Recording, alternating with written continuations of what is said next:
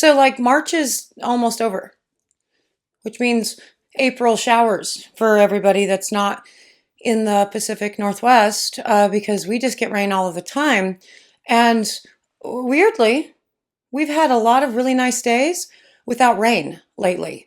And so I'm wondering if April showers means April no showers for me here in the Pacific Northwest, because it's super sunshiny out right now. Like, so beautifully sunshiny. And it has been for the most part, for the past couple weeks. And that's been amazing. And I'm enjoying it, is the point. So you guys just go ahead and send all of your positive no rain vibes to me, because I'm really liking no rain. That's it. That's all. That literally has nothing to do with what we're talking about today. It's just I was walking here to do this and was like realizing that sunshine was just becoming normal because we've had a couple days of it, and thought that was very delightful. And so I wanted to share my happy and that with you. That's it. I will tell you what we are doing in just a minute, but before I do, hello, I am Mrs. Soap and Clay.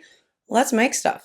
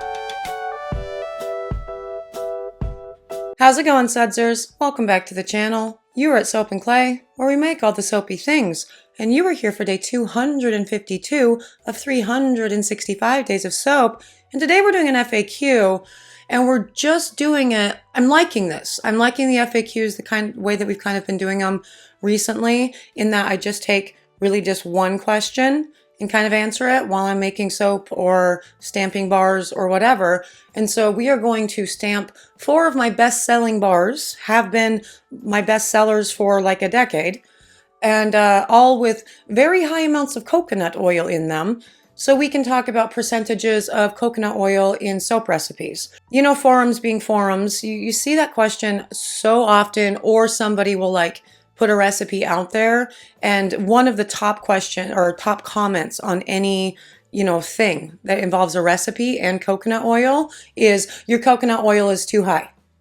And now it's gotten a little bit ridiculous as far as like people saying that they don't soap coconut oil at more than 15%.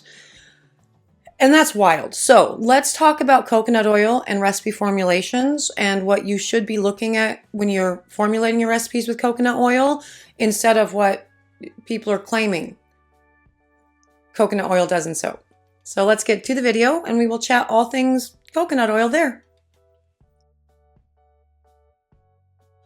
Hey friends, how's it going? Today's an FAQ and we are talking about coconut oil, because I get asked questions about coconut oil all of the time.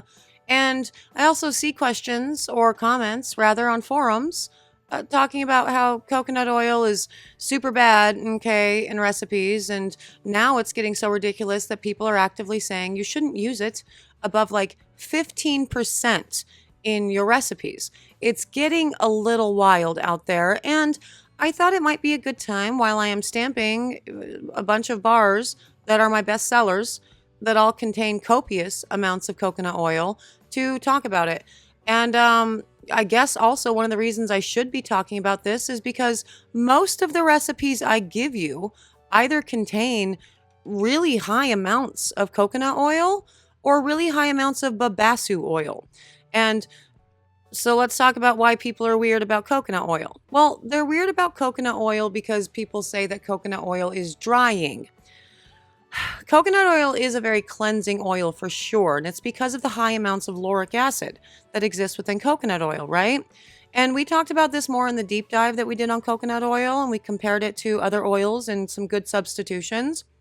So, the easiest substitution, if you want that big, beautiful, epic bubble right off the bat, like that immediate bubble payoff, is going to be babasu or palm kernel flakes, but both of those are also very high in lauric acid. So both of those are also going to be quote unquote drying. I think it might be a good idea to talk about what drying even reasonably means in soap and if that's even something that you should be worried about. And if you are worried about it, what else you can do in your recipes to combat that, but still ensure your really big bubble. Because for most customers, in my experience, they are going to love the soaps with a really big immediate lather payoff. So let's talk about lauric acid and stuff. Okay, so coconut oil, big bubble payoff. Why? Well, because of the medium fatty acid chains, your lauric acids in there, that we talked about it again in the coconut oil deep dive if you want more information about why lauric acid produces such a good bubble, but it does. So again, direct substitutions for coconut oil, if you don't want to use a whole lot of it, would be babasu or palm kernel, but you're still dealing with the same problem. You're dealing with lots of lauric acid, right? So I started to think about what a recipe would even look like without something like a babasu or a palm kernel or a coconut at least like 30%. Because I soap coconut at least 30% in all of my recipes. And my soaps are not drying. They do have a beautiful lather though. I started thinking about that. What would you do? Well, castor oil and avocado oil are both good for a nice big fluffy lather. And avocado oil you actually can use in reasonably high amounts in soap recipes. The thing about avocado oil is it's really way more expensive than coconut oil. So you're dealing with that problem. Castor oil, it starts to get weird if you use it. I don't know. I always change my mind when I tell you the ratios for castor oil.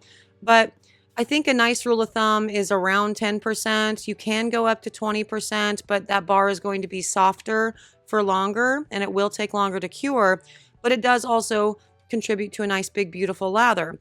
So you could do that. You could do coconut oil at 15%, castor at 10%, avocado oil at like 30%, and then finish out the rest of it with olive oil for your moisturizing and maybe like your lard or your tallow or your palm so you have your bar hardening, right? Like theoretically, it can be done, kind of removing the lauric acid.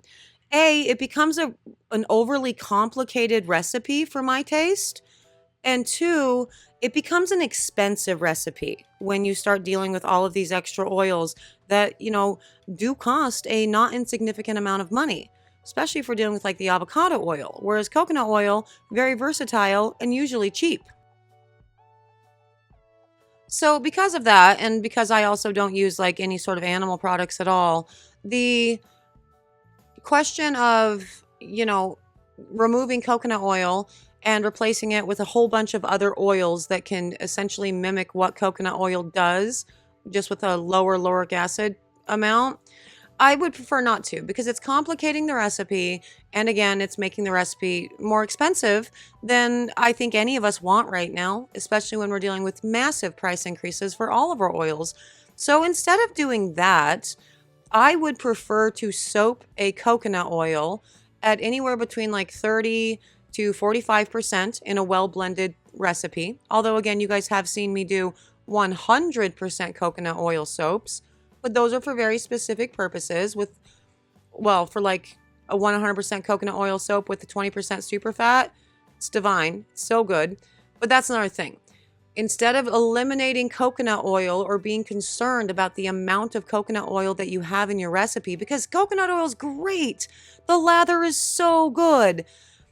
Look to do things to really help out with the moisturizing to sort of offset what coconut oil could potentially be doing with the cleansing number, because that's what the cleansing number really is. And again, it doesn't have necessarily anything to do with whether or not it's drying. That has more to do with your environmental factors, what your water is, or the end user's water is, or what your pH of your own skin is, or all of the things.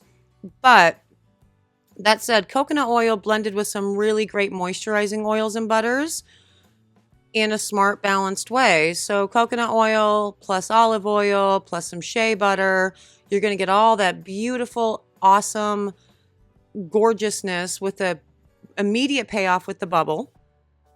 But then you're also getting the gentleness and the moisturizing from these other oils. Also, you should consider additives. Aloe vera, also a very great moisturizing substitute for your waters in your lye solution. Adding sugars helps with the with not only the bubble, but also with the moisturizing properties. Clays. This is why I make clay soaps. And maybe this is why I've never had any issue with coconut oil at whatever percentage I want to soak coconut oil at, because I include copious amounts of clays into my recipes. And kaolin clay, nice, lightweight, very soothing, very skin loving, very skin softening oil. It works. So I would recommend with coconut oil, A, stop believing everything you read in the forums. And 2, if you're going to be using higher than like 20 or 30%, just up the additives and make sure that the rest of your oils in the recipe are very, very moisturizing, and you're going to have a great soap.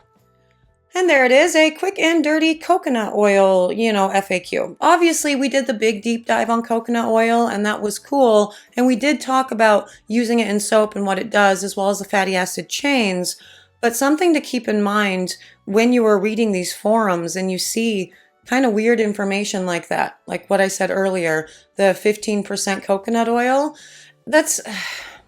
Obviously, also take my information with a grain of salt, because I am also just giving you information that has worked for me. But in also diving into the fatty acid profiles of these oils and what you could be using instead of coconut oil, you can kind of see how some of the substitutes or the other oils that they put into a recipe really is just as drying as coconut oil. So it's not necessarily about the drying of the coconut oil and the properties that that has so much as it is, well, a lot of other things. Your environmental conditions, your skin type, your pH, all of the jazz. So keep that all in mind when formulating your recipes. And I would recommend not being so quick to, throw coconut oil out if you like a big bubble, which I do. So there's that. Thank you guys so much for joining me today. I really appreciate it. As I said yesterday, am loving getting back in the swing of things and daily content. Breaks were good, but it felt like it was just getting too long. And if I don't get back in the habit of doing this every day, well, I'm never going to finish this 365 days of soap thing. And I'm already planning year 3 content, so we can't do that.